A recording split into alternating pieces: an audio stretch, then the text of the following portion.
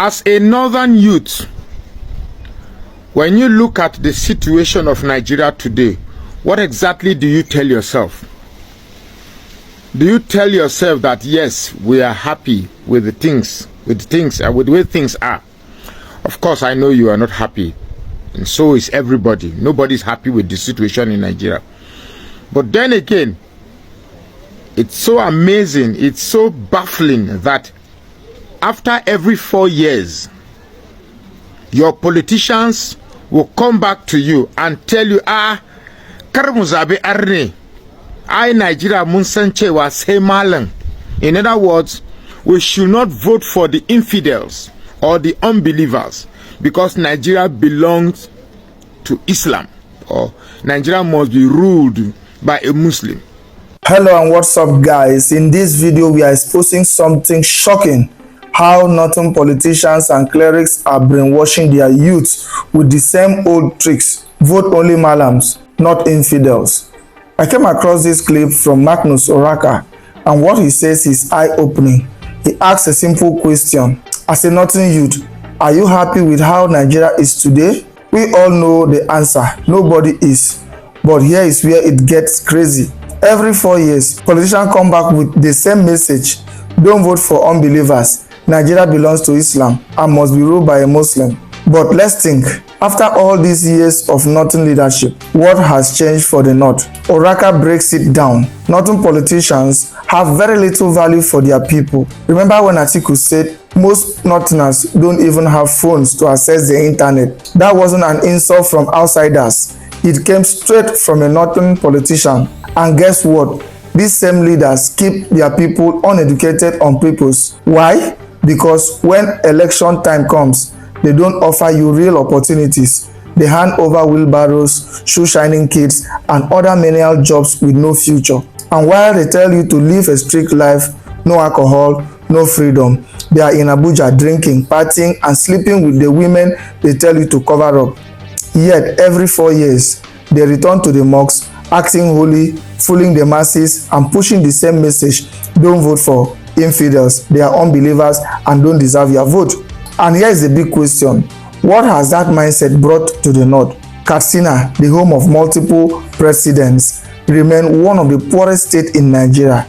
Berenkebi, poverty everywhere. Yobe, no development apart from Kano and Kaduna. Most of these core northern states are struggling. Guys, I will let you watch this video for yourself so you can see exactly what I am talking about. Take a look and don't forget to like, share and subscribe if you haven't already done so. Let me know your thought in the comment section. As a northern youth, when you look at the situation of Nigeria today, what exactly do you tell yourself? Do you tell yourself that yes, we are happy with the way things are? Of course, I know you are not happy, and so is everybody. Nobody's happy with the situation in Nigeria. But then again, it's so amazing, it's so baffling that after every 4 years, your politicians will come back to you and tell you, Karmuzabe Arne, Nigeria Munsanche was Mallam. In other words, we should not vote for the infidels or the unbelievers because Nigeria belongs to Islam, or Nigeria must be ruled by a Muslim. And I keep asking you one question: with all the leadership that has come to the possession of the north, how much has it benefited the north? How much has it benefited the north? I had the privilege of visiting Katsina sometime about 7 or 8 years ago. And in Katsina State 8 years ago, I couldn't find a taxi cab. That's in the state capital. I couldn't get a taxi cab. The only means of transportation around the town were motorbikes, otherwise called babur motorbikes. I remember I was looking for, on a Sunday, I was looking for a photocopy. I wanted to make a photocopy on a Sunday, and we couldn't get a photocopy shop that is open, obviously, because most of the business centers are owned by Christians, and Most of them don't open on Sunday. So we had to take the motorbike and drive around, ride around until we eventually got to a place, and I made my photocopy and a few computer works like that, and it brought me back to my hotel. And in my mind, then, though the value of money has really depreciated then, but I was, in today's value, I was hoping to be charged like 3,000 or 4,000, and he was like, kai, oga kasan mujunjiya garifa kai gaskiya kudinka daribiyar ne fa. So in other words, say one is 500. That's in today's value. Then he was charging me 300 naira, when in fact I was prepared to give 1,005. You see, your politicians in the north have very low value for you. In fact, the only people that insults the voting public in the north are your politicians. The greatest insult the voters in the north get are from their politicians, because they have very little value for you. The other time Atiku came and said that most northerners don't visit the internet. They hardly have phones to go on the internet. I didn't say so. Your politicians say so. It's your politicians that ensure that you don't go to school, so that they come back later and start giving you, when they start looking for economic sustenance for their youths, they provide them wheelbarrows, shoe shining equipment, and very, very menial jobs that have no future benefit to take care of one person, let alone for a family. It's not me, it's your politician. While they ensure that they sustain your impoverishment, leading you to sustaining your poverty, they are in Abuja drinking the same alcohol they forbid you to drink, sleeping with all the beautiful girls in Abuja, whereas they tell you that you should cover your own in hijab and don't touch them. I was in Abuja sometime in what's the name of this hotel? Nikon Luxury, yes. Not me pay, them pay for me. So in the night, I saw a very popular senator. I wouldn't name the senator. Very popular senator. The next room close to mine, they were rolling drinks to the room, expensive champagne, and two fine yellow babe. They carry and go the room. Two yellow babe, two yellow shine babe. Even upon say the corridor they dark, their skin they lighten the whole corridor. Carry and enter. I greet them. Me kuma. As my ofufu brain know, they are just there outside the watch. Next thing I see the man come in, shakes. How are you? How are you, baby? I know the guy, very popular guy. Later they come out, then go to the bar, the VIP bar. Myself, I enter. Now pay, then they pay for me. Not be say I get the money in hand. Now something they pay for me. I say I'm there, they rub in share, they rub in shoulder. Next you enter the small club where they for inside that club like this, they do the thing, crow for inside the club there, live. Inside your senator. This same senator, when election come, this same senator, in 4 years' time, he will go back. He will be the one pretending he's the best Muslim, pretending he doesn't drink, pretending he doesn't smoke. It is the one that would sustain their illiteracy, sustain your ignorance, telling you that don't vote for Yamiri, don't vote for them because they are infidels, they are drunkards, they are this, and then you go and it's so amazing that if at this point in time your senses do not come back and realize that at the end of the day, you sustain the excesses of your politicians by constantly remaining in your foolishness. Nigeria, say Mallam, Nigeria must be ruled by a Muslim. What has it benefited you? Katsina State, which has produced about 4 presidents, still remain one of the poorest states. Birnin Kebbi, you don't need to go there because that's a very, very poor state. Yobe, very poor state. Most of the states, apart from Kaduna and Kano, every other state is poor. Every other state is poor because the manpower, the population of the youths there are reduced to shoe shiners and water vendors, cola nut hawkers. No. I was in Bauchi the other day and I missed a place. I was asking for directions. If you how can people be walking in the street and they can't even read the signboard? There's a giant signboard saying that this is Almaco Pharmacy or Jen's Supermarket. They won't read it, but if you say, okay, I'm looking for Alhaji Meshai and Kantim Mangoro, A society that is populated by illiterates lacks the possibility of development. Now, I'm not saying that the southern states are better than northern states, because obviously you cannot compare Delta State and Yobe State, which were created the same day. You can't compare there's no way basis for comparison, because in Delta State alone we have about 7 metropolises: Asaba, Agbo, Sapele, Warri, Ugele. You just name it. They are all they are giant metropolises, and they're doing well. In all these metropolises, you can actually stop a taxi and move about. So the level of development there is uncomparable, because the politicians, in order to sustain themselves, ensures that the youths there remain impoverished. And for some reason, the youths are comfortable. They like it. This is the only place in the whole world where you hear a youth saying, Allah yabaka kabani. That's God should give to you in order for me to get. It's a terrible mentality that needs to change. And in order to change that, you must begin to stay away from this idea that the only people that can rule Nigeria must be Muslims, or must anybody. For me, I don't care who rules this country so long as it gives the dividends of democracy. I don't care if it's a Muslim or a Christian, a Northerner, a Southern, Igbo, or anything. But the fact that people can actually subject their choice of voting a leadership based on religion and tribalism, it is terrible. At the end of the day, you that vote based on sentiments end up getting the short end of the stick. Today, things are expensive. Things are very, very expensive. Things have gotten out of hand. Who are the ones crying the most?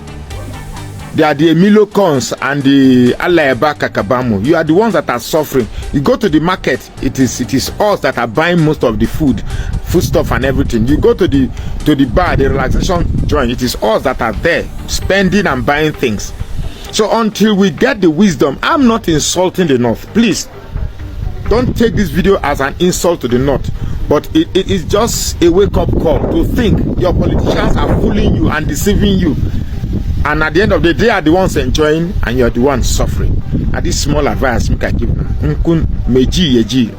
Dan karem masu iya magana suka ce karamin goro ya fi babban dutse. What exactly is Nigeria's problem?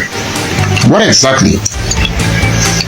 Of course, every Nigerian after the last election would tell you that our basic problem is religion and tribalism or ethnicity.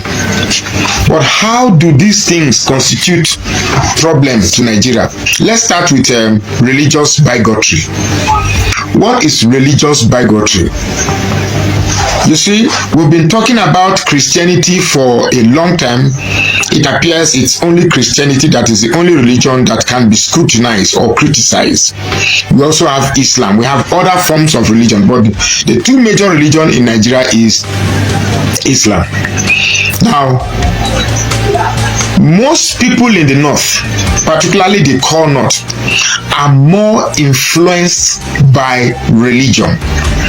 And why is it so that religion happens to be of deeper influence in the north than any other place? Now, the religion they call Islam is not a religion practiced by the purpose, for the purpose of salvation. Islam in Nigeria is not a religion that is practiced for purpose of salvation. Rather, a group of people who are self-entitled that the country belongs to them. They are still, operating the mentality of conquest of the Usman Dan Fodio of the 18th century till this moment, and they believe Islam is a tool of conquest. Let me tell you how Islam works. First, in those days, they raid the place and conquer the place, and then force you to accept the religion, and then put an emir for you who must be a descendant of those who introduced Islam.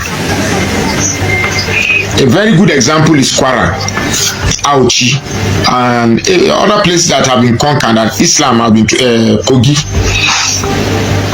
Now, I am not against people practicing their religion. I don't have a problem with anybody practicing Islam. I don't have a problem with anybody practicing Islam. Where I have a problem with is if your religion now determines your choices. I know people, even if you bring the highest professor that's a Christian and the dumbest Muslim, they will tell you that a goat that is a Muslim is better than a professor that is a Christian. They say it here. They say it here always. Now,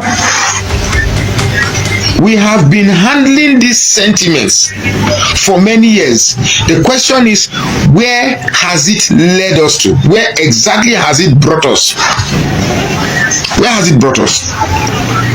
Now, it's amazing that other than the fact that religion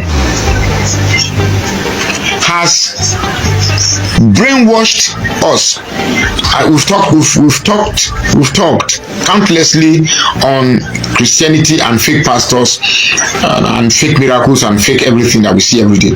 But other than that, we are in 2025. Nigeria got independence in 1960. That is 65 years after. Where exactly are we? And where are we going to be in the future? It appears some people don't give a hoot.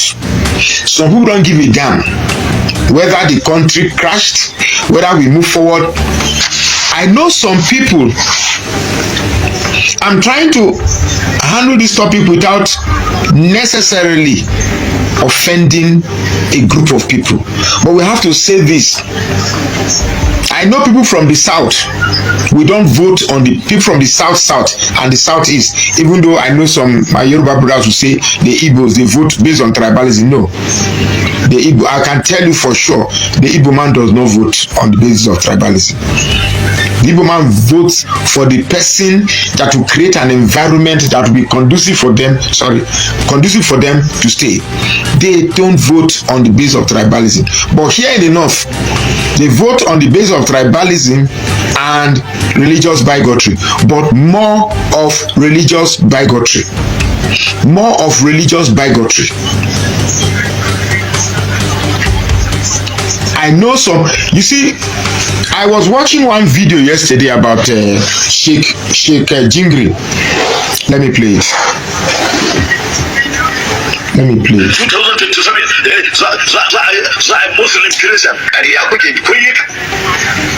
Now these are the people. Let me play. Sorry.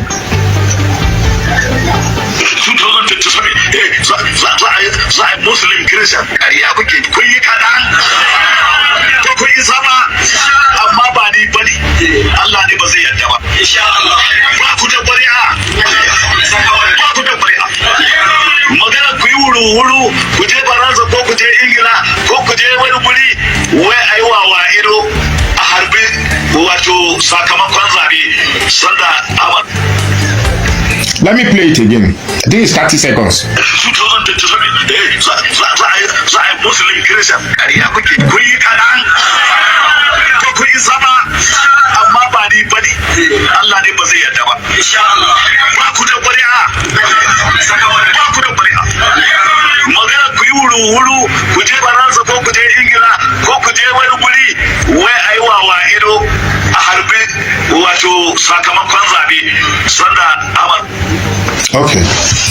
You see, we on this page we talk about pastors always, but we've never spoken about imams. These characters are the very problem of the north. That is the only thing that survives them. they present themselves as defenders of Islam.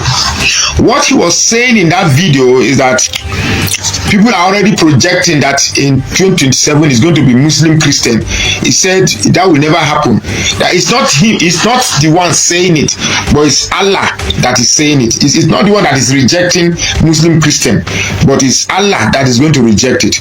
You see, in Nigeria,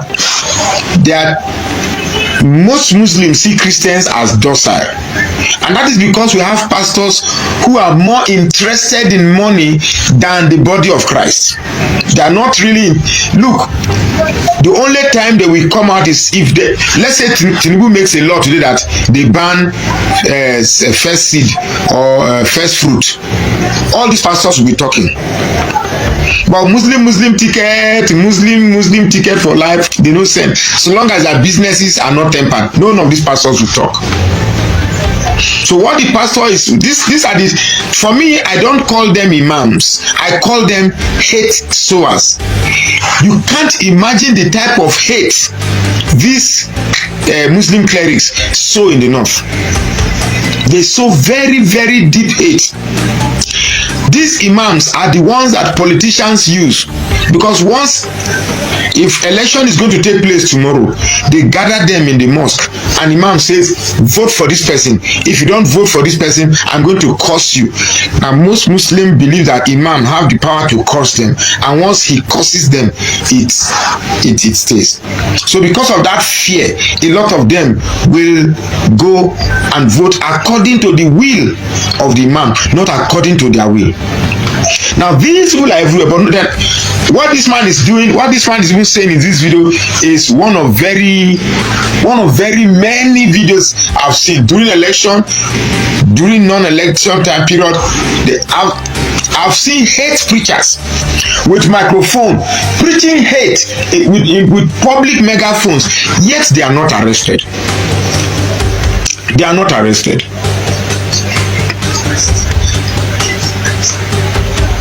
So what is the essence of voting if at the end of the day people, because the whole idea of voting is because of the belief that good is greater than evil.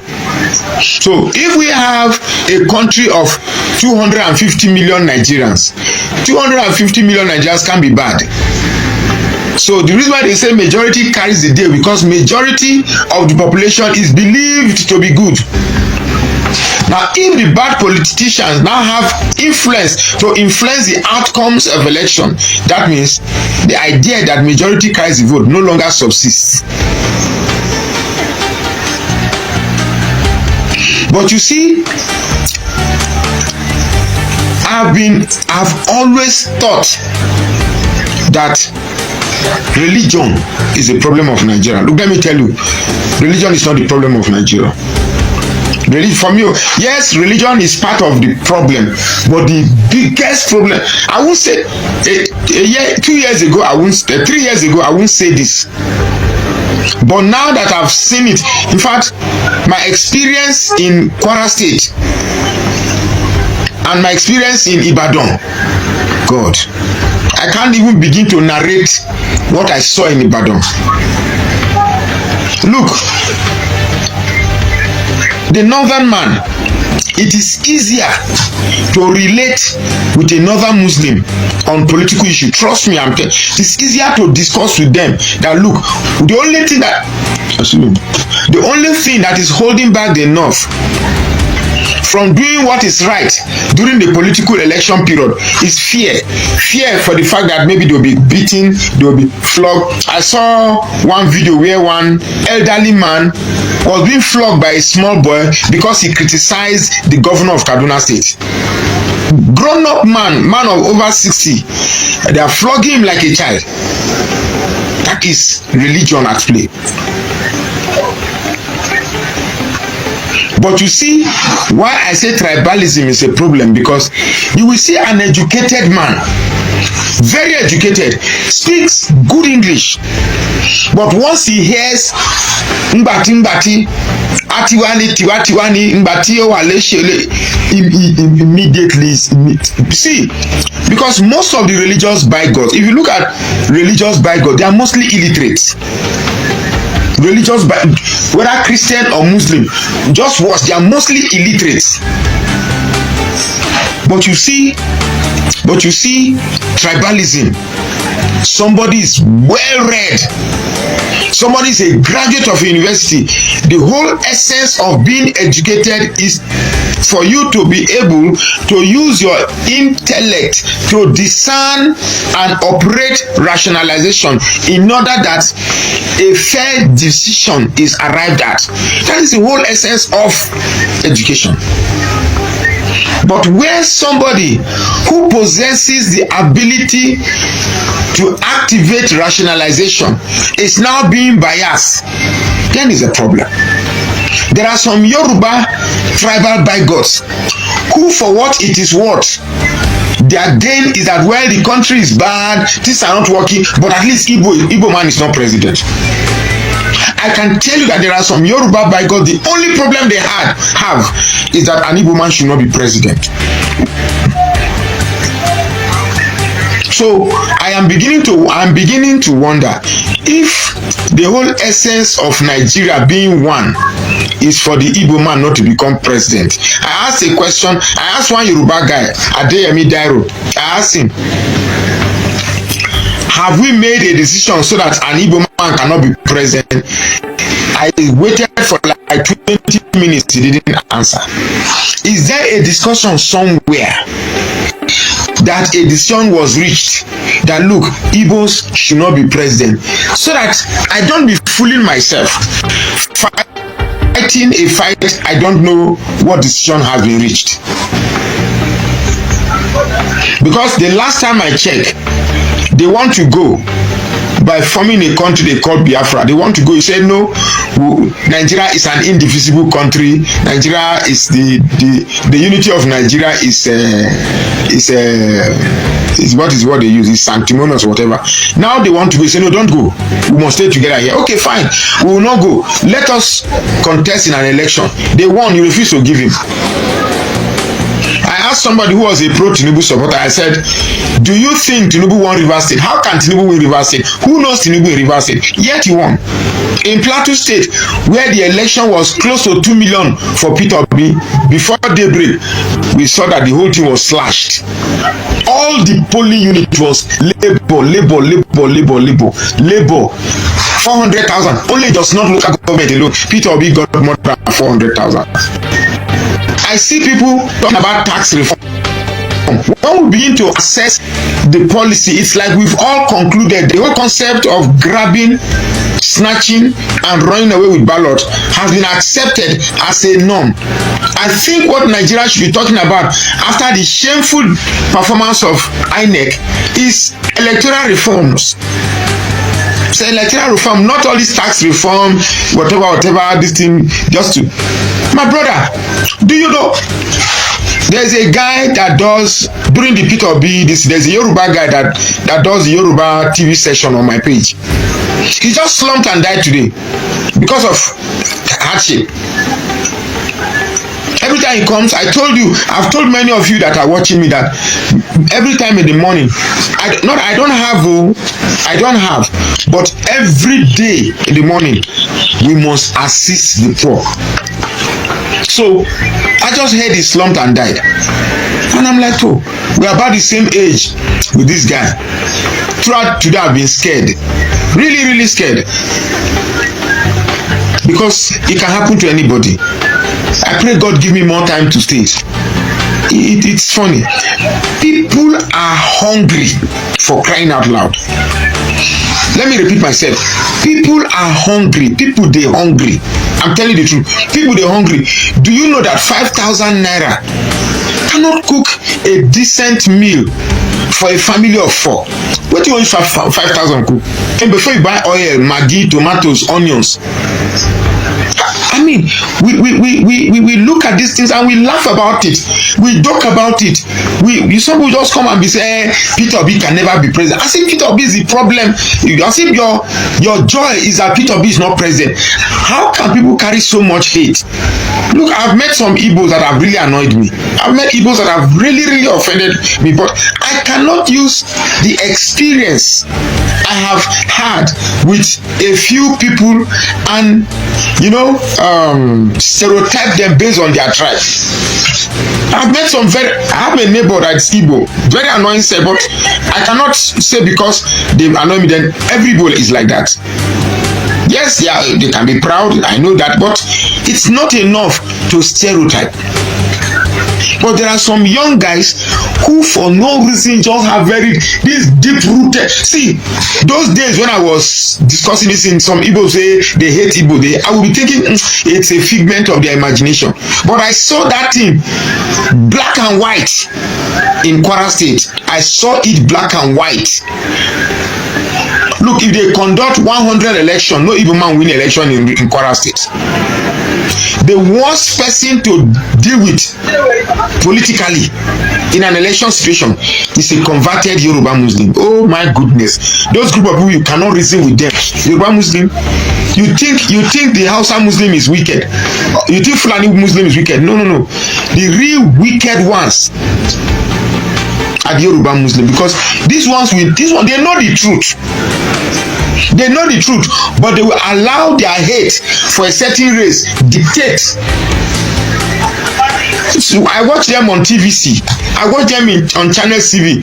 You will be seeing them just saying ridiculous lies because they want to show loyalty.